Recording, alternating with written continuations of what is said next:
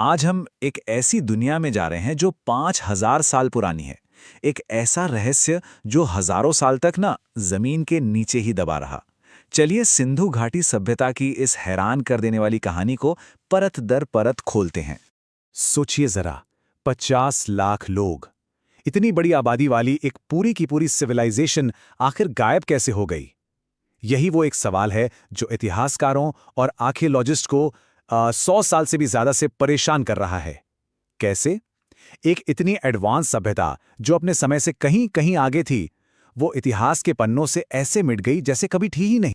देखिए 1920 से पहले तक क्या था। ब्रिटिश हुकूमत ये दावा करती थी कि भाई उन्होंने ही भारत को सभ्य बनाया है। पर फिर जमीन के नीचे से एक ऐसा सच बाहर आया जिसने इस पूरे नैरेटिव को, इस पूरी कहानी को ही पलट कर रख दिया।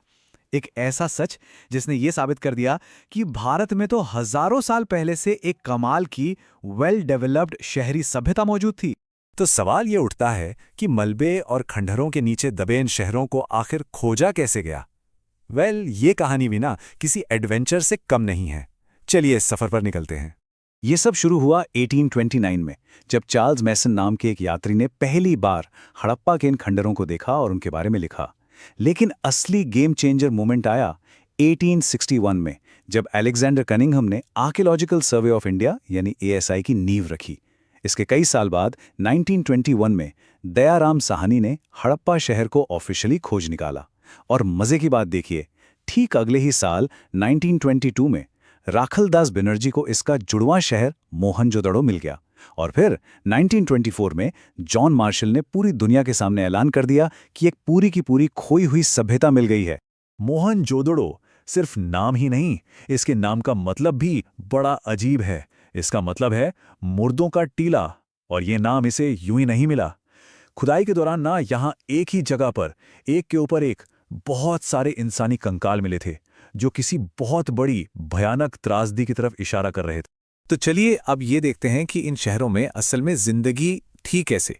क्योंकि अब जो हम जानने वाले हैं उससे ये साफ हो जाएगा कि सिंधु घाटी के लोग इंजीनियरिंग, प्लानिंग और सोशल स्ट्रक्चर में अपने समय से कितना कितना आगे थे। जरा इस सभ्यता के फैलाव के बारे में सोचिए। करीब करीब 12,60,000 स्क्वायर किलोमीटर। ये उस समय की मेसोपोटामिया, मिस्र और चीन, इन तीनों महान सभ्यताओं के कुल एरिया से भी बड़ा था।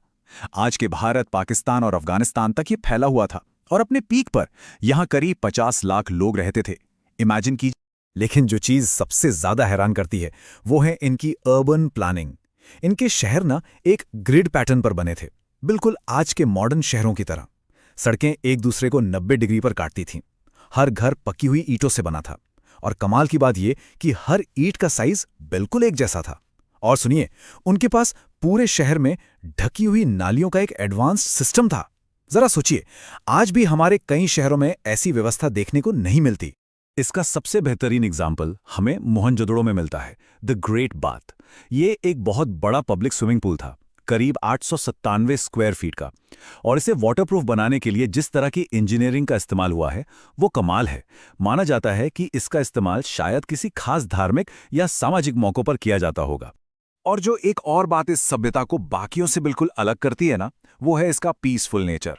मतलब हमें यहाँ किसी बड़ी सेना या बहुत सारे हथियारों के सबूत ही नहीं मिले हैं।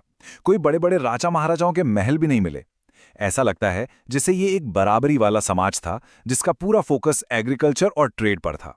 और हाँ, ये दुनिया के पहले लोग थे जिन्होंने कपास उगाना और उससे कपड़ा बनाना सीखा। इनका ट्रेड नेटवर्क मेसोपोटामिया तक फैला हुआ था, जहां लोग इन्हें मेलुहा के नाम से जानते थे। तो इन्होंने कमाल की शहरी दुनिया तो बना ली, पर अपने पीछे एक बहुत बहुत बड़ा रहस्य भी छोड़ गए। और वो रहस्य है इनकी भाषा, इनकी लिखावट। एक ऐसी लिपि जिसे 100 साल की जीतोड़ कोशिशों के बाद भी आज तक कोई पढ़ नहीं पाया है। अब सवाल ये है कि ये पहेली इतनी मुश्किल क्यों है? देखिए, मिस्र की भाषा को डिकोड करना इसलिए मुमकिन हुआ क्योंकि आर्कियोलॉजिस्ट्स को रोज़ेटा स्टोन मिला था। ये एक ऐसा पत्थर था जिस पर एक ही मैसेज 3 अलग अलग भाषाओं में लिखा था, जिनमें से एक थी प्राचीन ग्रीक। तो ग्रीक की मदद से बाकी 2 को समझना आसान हो गया। सिंधु घाटी की लिपि के लिए हमें ऐसा कोई रोज़ेटा स्टोन या कह लीजिए कोई गूगल ट्रांसलेट करने वाला पत्थर आज तक नहीं मिला है। हालांकि हम इसे पढ़ नहीं सकते, पर फिर भी इसके बारे में कुछ बातें तो हम जानते ही हैं। जैसे ये दाएं से बाएं लिखी जाती थी। इसमें 400 से भी ज्यादा यूनिक सिंबल्स हैं। माना जाता है कि ये एक लोगोसिलेबिक स्क्रिप्ट है, मतलब कुछ सिंबल पूरे शब्द को दिखाते हैं और कुछ सिर्फ एक साउंड को। और सबसे अजीब बात, ये जो लिखावटें हैं ना, ये बहुत छोटी छोटी हैं, ज्यादातर 5 सिंबल से भी कम की। ये हमें हजारों छोटी छोटी पत्थर की मोहरों पर मिलती हैं, जिन पर अक्सर किसी जानवर की तस्वीर भी बनी होती है। और यहीं से एक्सपर्ट्स के बीच एक बहुत बड़ी बहस शुरू हो जाती है। क्या ये सिंबल एक पूरी भाषा है, जैसे हिंदी या इंग्लिश, या फिर ये सिर्फ ट्रेड में इस्तेमाल होने वाले कुछ निशान या साइन हैं, जैसे आज के जमाने में कंपनी के लोगो या ट्रेडमार्क होते हैं? सच क्या है, फिलहाल कोई नहीं जानता। और अब हम आते हैं सबसे बड़े, सबसे गहरे रहस्य पर। एक इतनी एडवांस्ड, इतनी ऑर्गेनाइज्ड, इतनी अमीर सभ्यता आखिर खत्म कैसे हो गई? ऐसा क्या हुआ कि सब कुछ मिट्टी में मिल गया? आर्कियोलॉजिकल रिकॉर्ड्स हमें बताते हैं कि करीब 1900 BCE के आसपास इस सभ्यता का पतन होना शुरू हुआ, और वो भी बहुत तेजी से। शहर के शहर वीरान हो गए, मेसोपोटामिया के साथ उनका ट्रेड रुक गया, और सबसे अजीब बात, लोगों ने लिखना ही बंद कर दिया। उनकी स्क्रिप्ट, उनकी लिखावट अचानक गायब हो गई। ऐसा लगा जैसे किसी ने एक स्विच ऑफ कर दिया हो। तो ऐसा हुआ क्या? इसको लेकर 3 मेन थ्योरीज हैं। पहली, क्लाइमेट चेंज। हो सकता है कि मॉनसून का पैटर्न बदल गया हो, जिससे भयानक सूखा पड़ा और उनकी जिंदगी का आधार यानी नदियां वो सूख गईं।